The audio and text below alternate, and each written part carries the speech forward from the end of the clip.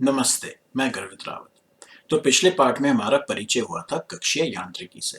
उसमें हमने देखा कि कक्षा का आकार क्या होता है और उसके संबंधित कुछ फॉर्मूलाज, जिससे हमें पता चलता है कि अलग-अलग जगहों पे गति कैसे होती है। उपभू पे तेज होता है, अपभू पे धीरे होता है, वगैरह वगैरह। अब कक्षीय यांत्रिकी में इस पाठ में हम और बढ़ोतरी करेंगे। अब जो है कक्षा जो है हमने सिर्फ एक आकार तक देखा था, पर अभी इसका दिशा नहीं देखा कि ये कैसे कैसे अलग अलग दिशाओं में हो सकता है धरती के आजू बाजू, और उससे हम कक्षा का असली निर्धारण करेंगे। साथ साथ हम ये भी देखेंगे कि जो स्थानीयकरण होता है उपग्रहों का, वो तभी सफल हो सकता है अगर वो अपना सही से स्थान का पूर्वानुमान कर सकें, प्रिडिक्ट कर सकें। और इनको करना होता है ये बहुत ज़्यादा एक्यूरेसी में, बहुत सटीक होना चाहिए। 10-10 मीटर की गलती से ज़्यादा इनको अलाउड नहीं होता, क्योंकि अगर इनमें गलती थोड़ी भी हो गई तो आपका जीपीएस रिसीवर गलत स्थान बता देगा। तो इसको हम देखेंगे इस पाठ में कि कक्षा निर्धारण कैसे होता है और कैसे उपग्रह अपनी कक्षाओं में अपने स्थान का पूर्वानुमान निकालते हैं। और बहुत दिलचस्प बात है कि इसका जो ज्ञान स्रोत है वो भारतीय ज्योतिष शास्त्र से आया है। तो देखिए इस पाठ को। कक्षीय राशियां कक्षाओं को वर्णित करने के प्राचल होते हैं और ये होते हैं 6, जिनके जानने पर कक्षा पूर्ण स्वरूप निर्धारित हो जाता है। इनको केपलर राशियां भी कहते हैं। तो पहले 2 राशियां हमने पिछले पाठ में देख लिए थे। इनसे कक्षा का आकार निर्धारित हो जाता है और यह है दीर्घवृत्त कक्षा का अर्ध दीर्घअक्ष की लंबाई और उत्केंद्रता, the semi major axis and the eccentricity. अगर ये दोनों स्थित हों तो आकार की लंबाई, चौड़ाई, परिधि इत्यादि सब एक ही हो सकता है। पर उपग्रहों के कक्षा के आकार बराबर हों इसका मतलब नहीं कि वो कक्षा एक जैसे ही हों, क्योंकि कक्षाओं की दिशाएं कई प्रकार से भी अलग हो सकती हैं। तो तीसरा राशि आता है कक्षीय झुकाव या ऑर्बिटल इंक्लिनेशन। यह बताता है कि वाहन का पथ मध्य भूमि समतल से क्या एंगल बनाता है। यह एंगल नापा जाता है जब वाहन चढ़ाई पे हो, जब ऊपर की ओर जा रहा हो या फिर आरोहण में हो। 0 डिग्री के झुकाव को मध्य भूमिक कक्षा कहते हैं या इक्वेटोरियल ऑर्बिट। 90 डिग्री के झुकाव को ध्रुवीय कक्षा कहते हैं या पोलर ऑर्बिट। अगर झुकाव 90 डिग्री से ज़्यादा हो तो उसका मतलब है कि वाहन पृथ्वी के घूर्णन दिशा के उल्टा चल रहा है और उसको वक्री चाल कहते हैं या रेट्रोग्रेड मोशन। अब इन 3 कक्षाओं को देख लो। मान लो कि यह तीनों की तस्वीर या फोटो एक ही समय पर ली गई, तो जो ये उपग्रहों का स्थान है वो एक ही टाइम का है। अब क्या ये तीनों बराबर हैं? नहीं हो सकते, क्योंकि उसी समय पर पहला उपग्रह कनाडा के ऊपर नजर आ रहा है, दूसरा रूस के ऊपर और तीसरा यूरोप के ऊपर। तो ये इसलिए है क्योंकि झुकाव बराबर होने पर भी इनके दीर्घ अक्ष अलग अलग खगोलिक दिशाओं में है। ये और भी स्पष्ट दिखता है ध्रुवीय कक्षाओं से। ये देखिए ध्रुवीय कक्षाएं, सबके झुकाव 90 डिग्री हैं पर दिशाएं अलग अलग। तो इससे हम आते हैं अपने चौथे कक्षीय राशि पे, जिसको कहते हैं आरोही बिंदु का विषुवंश। अंग्रेजी में इसको कहते हैं longitude of the ascending node, और अमरीकी नासा शब्दावली में इसको रैन बोलते हैं, RAAN, या right ascension of the ascending node. तो आरोही बिंदु का विषुवंश नाम से ही साफ है, और जो पिछले पाठों में ध्यान दिए हैं वो समझ जाएंगे इसका मतलब क्या है। आरोही मतलब ऊपर को जाना, असेंडिंग। आरोही बिंदु वो बिंदु है जहां कक्षा अपने चढ़ाई में मध्य भूमि समतल को काटता है। विषुवंश हुआ कि यह बिंदु सूर्य के वसंत विषुव दिशा से कितने एंगल पर है। तो आरोही बिंदु का विषुवंश जानकर हमें झुकाव के साथ यह भी पता चलेगा कि कक्षा की अंतरिक्षीय दिशा क्या है नक्षत्रों के मुताबिक। जैसे कि यह दृश्य है उत्तरी ध्रुव के ऊपर से और कई ध्रुवीय कक्षाएं दिख रहे हैं जिनका झुकाव सब बराबर 90 डिग्री है, पर आरोही बिंदु का विषुवंश अलग अलग है। अब यहाँ पे वसंत विषुव की दिशा ये है और अगर आरोही बिंदु इस दिशा में हो तो हम आरोही बिंदु का विषुवंश 0 डिग्री लेंगे। अब उदाहरण के लिए इस कक्षा को लेते हैं जिसका आरोही बिंदु कुछ अनुराधा ज्येष्ठ नक्षत्र पे है, तो इसका आरोही बिंदु का विषुवंश हो जाएगा कुछ 260 डिग्री। इस प्रकार से हम इन सारे कक्षाओं की भिन्नता सांख्यिक रूप से कर सकते हैं आरोही बिंदु का विषुवंश जान के। अब यहाँ पे लगता है कि कक्षा निर्धारण पूरा हो गया, पर अभी एक चीज रह गई। इन दोनों कक्षाओं को देखो, आकार भी एक है, झुकाव भी एक है और आरोही बिंदु का विषुवंश भी एक है, पर क्या ये दोनों कक्षा एक हैं? नहीं। साफ दिख रहा है कि एक का भू समीप उपभू उत्तर में है और दूसरे का उपभू दक्षिण को है। दरअसल अगर हम इस कक्षा को ऊपर से देखें इस एंगल से, तो अनेक कक्षाएं हो सकते हैं जिनका झुकाव एंगल और आरोही बिंदु का विषुवंश बराबर हो, पर उनका दीर्घ अक्ष अलग अलग दिशाओं में हो सकता है। इसको समझने के लिए आपको थोड़ा विजुलाइज करना पड़ेगा। तो इन फर्कों का वर्णन कैसे करें सांख्यिक रूप से? और यहाँ पे आता है उपभू एंगल। यह एंगल बताता है कि आरोही बिंदु से उपभू कितने एंगल पे है। अंग्रेजी में इसे कहते हैं आर्ग्यूमेंट ऑफ पेरिजी। पेरिजी होता है उपभू और आर्ग्यूमेंट का मतलब यहाँ है एंगल। जैसे कि यहाँ पे उपभू एंगल करीब 90 डिग्री नज़र आ रहा है और यहाँ पे 270 डिग्री। उपभू एंगल 0 से 360 डिग्री के बीच कहीं भी हो सकता है, जैसे जैसे हम दीर्घ अक्ष की दिशा उसी समतल में बदलते रहें। यह हमेशा आरोही बिंदु से एंटी क्लॉकवाइज या उल्टी घड़ी दिशा में नापा जाता है। तो अब इन 5 प्राचलों से अर्ध दीर्घाक्ष, उत्केंद्रता, झुकाव एंगल, आरोही बिंदु का विषुवंश और उपभू एंगल से कक्षा का पूर्ण स्वरूप, आकार और दिशा तय हो जाता है।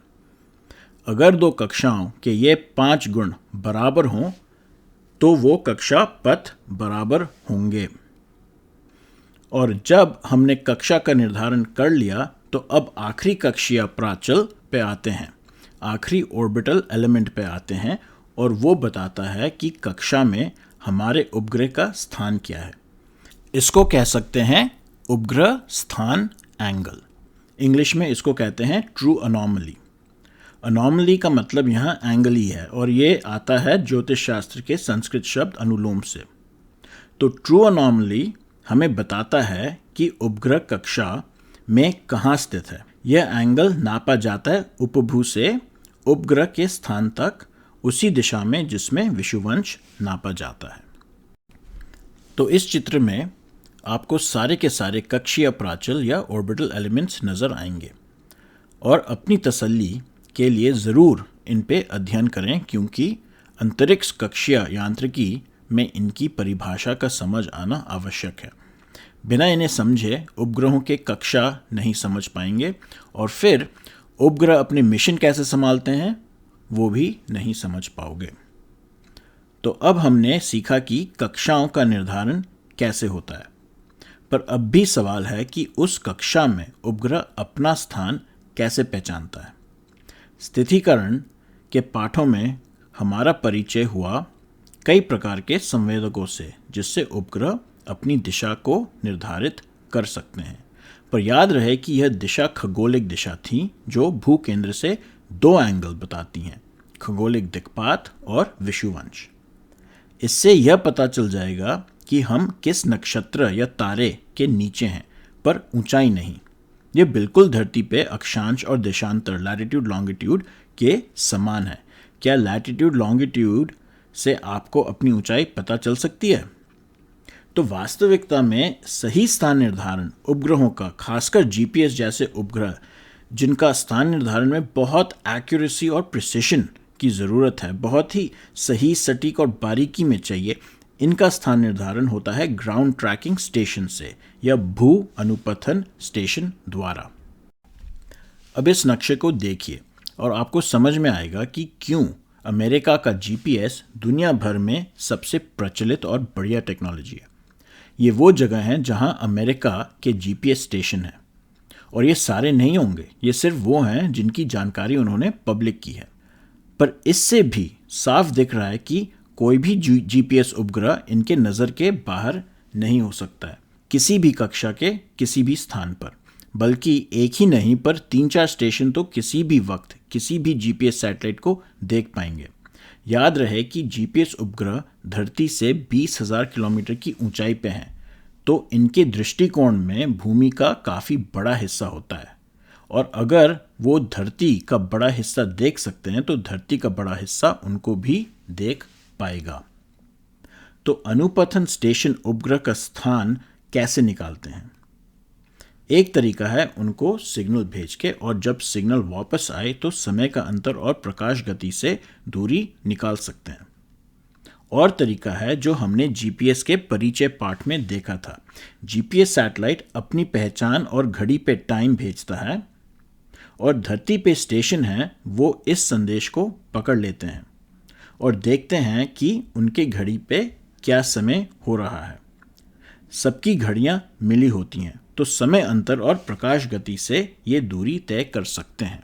अब स्टेशनों को तो अपने स्थान निर्देशांक पता होते ही हैं, तो इस तरह 3-4 स्टेशनों से दूरी पता करके उपग्रह का स्थान निर्धारण हो जाता है।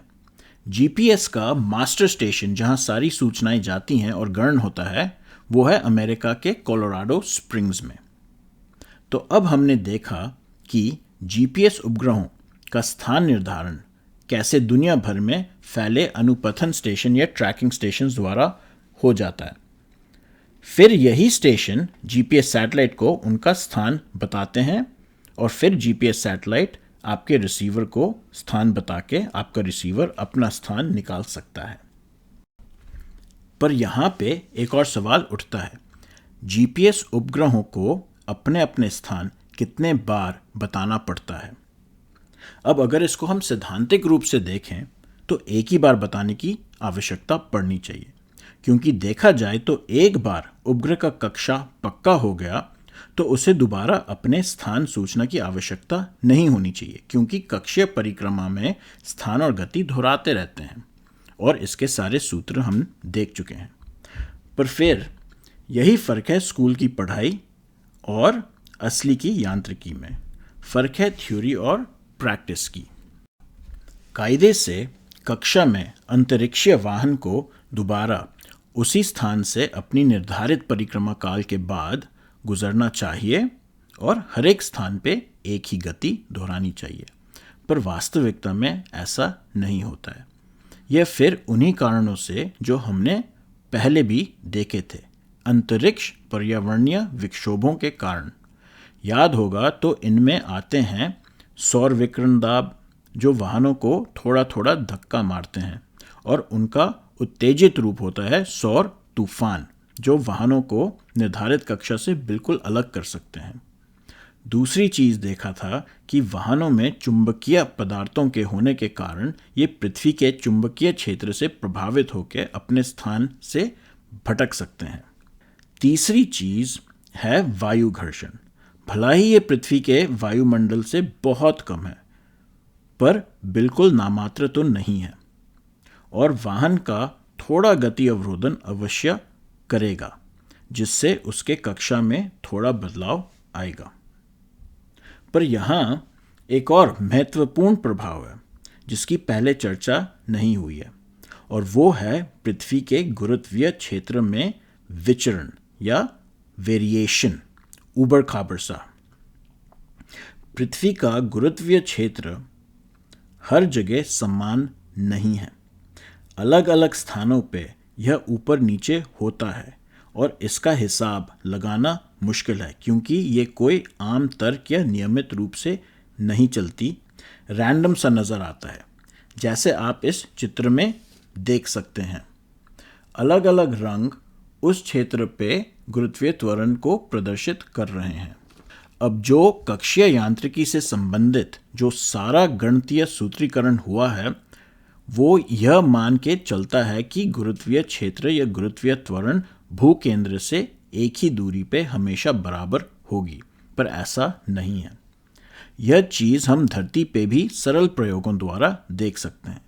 स्कूल में गुरुत्वीय त्वरण हम आम रूप से 9.8 मीटर पर सेकंड स्क्वायर लेते हैं, पर जगह जगह पे ये कुछ कम ज़्यादा मिलेगा। भलाई ये 19-20 का फ़र्क है, पर फ़र्क है, और इससे अंतरिक्षीय कक्षाओं के परिक्रमाओं में परिवर्तन आते हैं।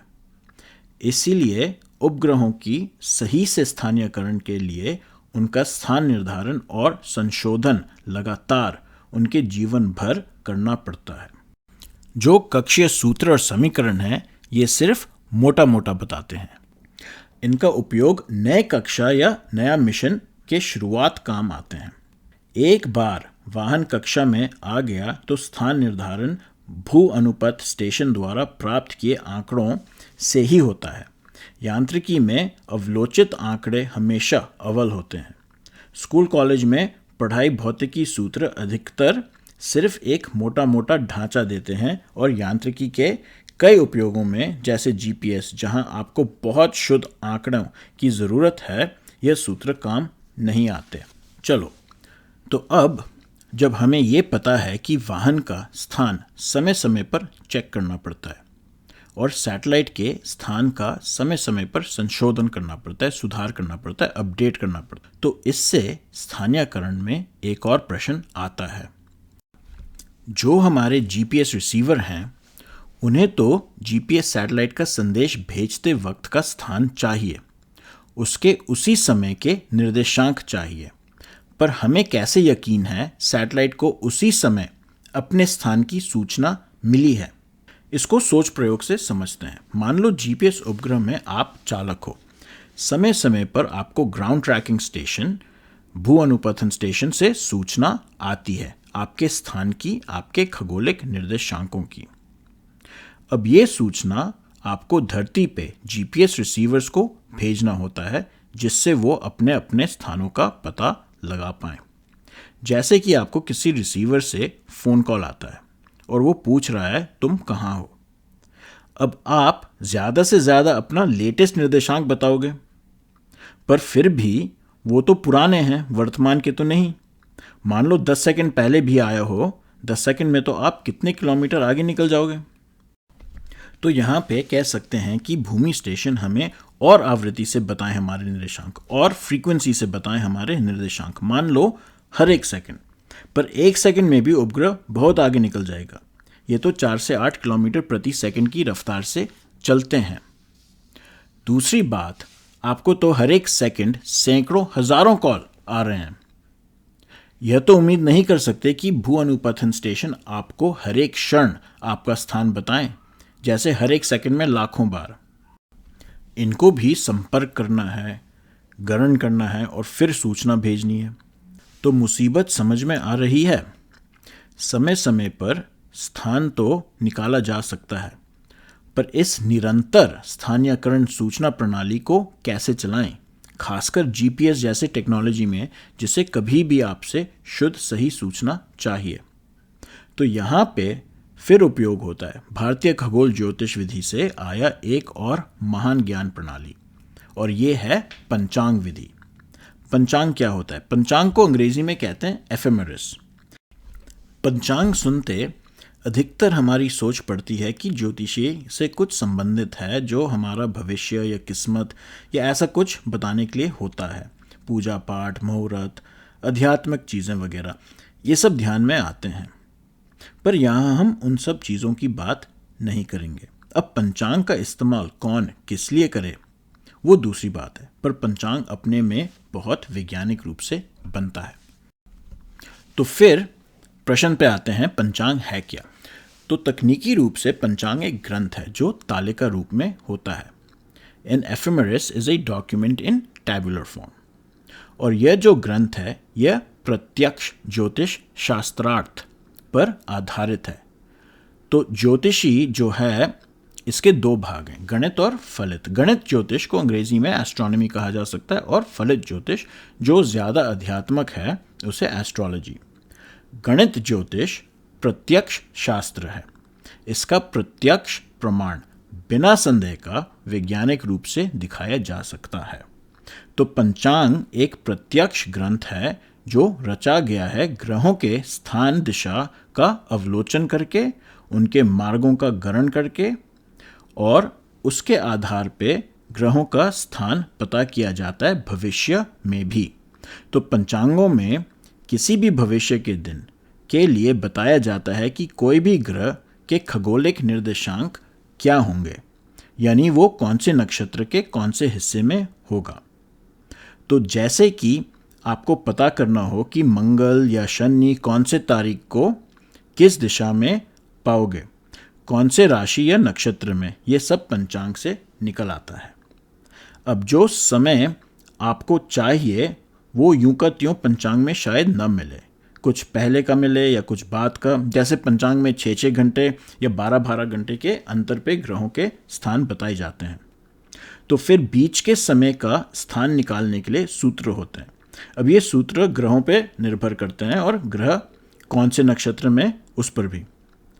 और फिर ग्रहों की गति और दूरी निकालने के भी फॉर्मूला हैं, और ये सब खगोल शास्त्रों में मिलेंगे, जैसे सबसे मशहूर आर्यभट्टिया। बल्कि आर्यभट्टिया में जो नियम और सूत्र बताए गए हैं वो अब भी कई पंचांग निर्माण में प्रयोग होते हैं 1500 साल बाद। पर फिर समय समय पर पंचांग रचना के नियम और सूत्रों का संशोधन करना पड़ता है, क्योंकि कई सालों बाद पाया जाता है कि ग्रह अपने नियमित कक्षाओं से कुछ कुछ भटकते हैं। तो फिर से प्रश्न, पंचांग क्या है? पंचांग एक तालिका के रूप में ग्रंथ है जिससे भविष्य में किसी भी समय पे किसी भी ग्रह का स्थान निर्धारण किया जा सकता है। यह एक वैज्ञानिक गणितीय ग्रंथ है जो प्रत्यक्ष पर आधारित है और जिसकी परीक्षण और संशोधन जारी रहती है जिससे उसकी शुद्धता बरकरार रहे। इसके साथ सूत्र भी शामिल हैं जिससे किसी भी ग्रह के निर्देशांक, गति और घूर्ण गति की भविष्यवाणी हो सके। तो अब आप पूछोगे कि ये पंचांग तो ठीक है, पर इसका जीपीएस से क्या ताल्लुक? तो आपके जीपीएस रिसीवर को स्थान नहीं बताता है सैटेलाइट अपना। जीपीएस रिसीवर को जीपीएस सैटेलाइट अपना पंचांग भेजता है, और जो ग्राउंड ट्रैकिंग स्टेशंस हैं, जो भू अनुपथन स्टेशन है, वो उपग्रह को उनके पंचांग भेजते हैं। जो उपग्रहों के पंचांग बनते हैं वो उन्हीं तरीकों से बनते हैं जो ग्रह के पंचांग बनते रहे हैं सैकड़ों साल से। फर्क इतना ही है कि ज्योतिषी में ग्रहों के पंचांग बनते हैं 50-100 साल के। कहने का मतलब है कि पंचांग गारंटी देते हैं कि ये 100 साल तक सही चलेंगे।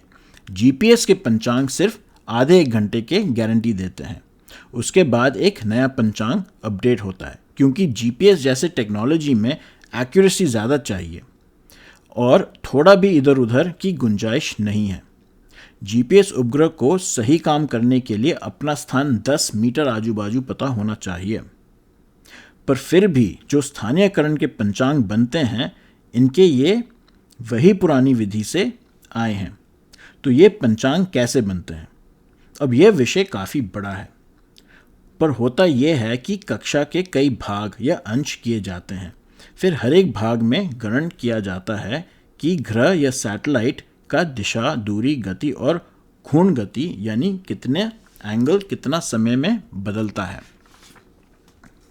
फिर इससे कक्षा के अलग अंशों के लिए सूत्र बनते हैं स्थानीयकरण के, और इससे फिर बनता है पंचांग जो समय अनुसार ग्रह या उपग्रह का स्थान बता दे। अब असली कला है पंचांग के सूत्र बनाने में, और इनकी तकनीक सीखने के लिए खगोल विधि के ग्रंथ पढ़ने पड़ेंगे, और फिर इन सूत्रों में समय समय पर संशोधन करना पड़ता है। जैसे कि सबसे प्राचीन ज्योतिष प्रत्यक्ष ग्रंथ है सूर्य सिद्धांत, पर आर्यभट्टा के समय तक बृहस्पति ग्रह के चलन की 5 संशोधन हो चुके थे। फिर आर्यभट्टा ने खुद ही कुछ और सूत्र दिए। तो इस तरह चलता गया और देखा जाता है कि करीब 100 सालों में पंचांग के सूत्रों में करेक्शन करना पड़ता है और इसलिए ग्रहों के पंचांग 50-100 साल के लिए छपते हैं। पर जो आपका जीपीएस उपग्रह का पंचांग है वो ज़्यादा से ज़्यादा घंटे भर के लिए उचित रहेगा। उसके बाद नया छपेगा और उपग्रह को दिया जाएगा। आपका जीपीएस रिसीवर उस उपग्रह से पंचांग डाउनलोड करेगा। अब वो उपग्रह को सिर्फ आपको अपना टाइम बताना होता है और सॉफ्टवेयर से आपका रिसीवर उपग्रह का स्थान ज्ञात कर लेता है।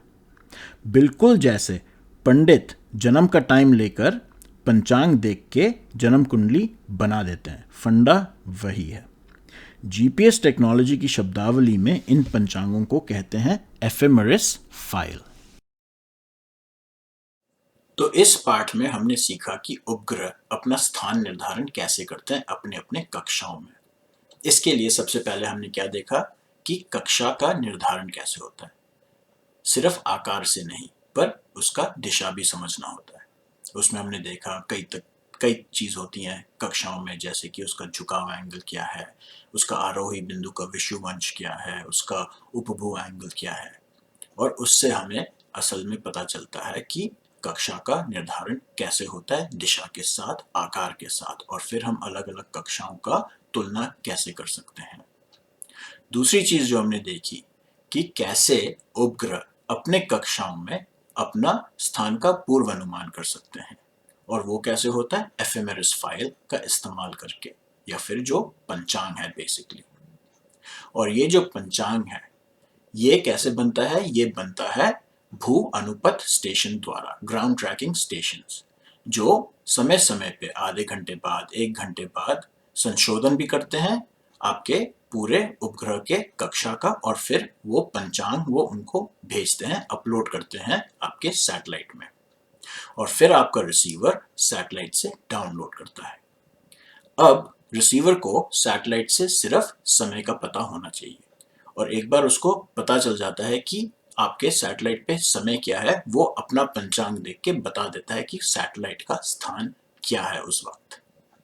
ये बिल्कुल वैसे ही जैसे कि पंडित जो है वो आपका सिर्फ जन्म का समय पूछता है और वो बता देगा कि उस वक्त कौन सा ग्रह कहाँ था, कौन सा भारी है और कौन सा ठीक है।